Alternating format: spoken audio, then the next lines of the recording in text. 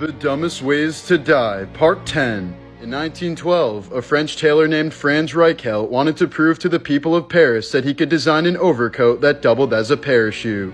So he gathered an audience including journalists and film recorders before jumping off the Eiffel Tower with his new invention. As you might have guessed, the parachute failed to deploy and Reichelt plummeted 200 feet to the ground, becoming the first person in history whose death was recorded on film. Despite its reputation, no one has died from a confirmed spider bite in Australia since 1979, but hundreds have died as a result of being surprised and startled by them, such as while driving. Tamika Hargrave died while cheating on her husband with her car mechanic. They were getting it on inside of a closed garage while the car was still running, and both eventually passed out from carbon monoxide. Their unclothed bodies were eventually found by Tamika's husband. A Viking leader named Sigurd the Mighty died in such a ridiculous way that the story's been passed down for over 1,000 years. He apparently strapped the head of his defeated foe to his horse's saddle, causing the teeth to graze against his leg as he rode off. Within a few days, Sigurd had succumbed to an awful leg infection.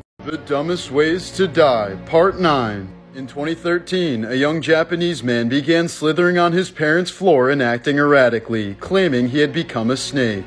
His father then spent the next 2 days violently headbutting and biting him to, quote, drive out the snake that had possessed him. The man eventually died from blunt force trauma. In 2017, Minnesota woman Mona Lisa Perez killed her boyfriend by shooting him in the chest through an encyclopedia at point-blank range. Apparently, they were trying to make a viral YouTube video and didn't expect the bullet to penetrate the book. Just last month, an AI chatbot convinced a Belgian man to take his own life. Concerned about climate change, he apparently mentioned the idea of sacrificing himself so that the AI bot could save the Earth. Instead of dissuading him, the bot encouraged him to act on his dark thoughts so they could, quote, live together as one person in paradise.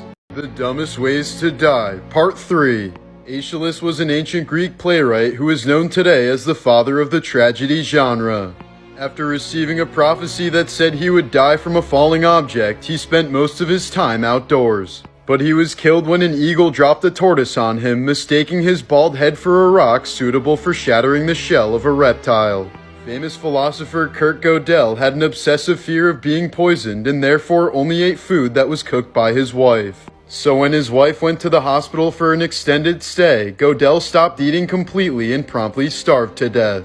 The first person to ever jump off the Brooklyn Bridge was a professional high diver. He wanted to demonstrate that people don't die simply from falling through the air, and he was correct. He fell 135 feet through the air without a problem, but hitting the water killed him immediately. The Dumbest Ways to Die, Part 8. A South African man adopted a baby hippo after rescuing it from a river.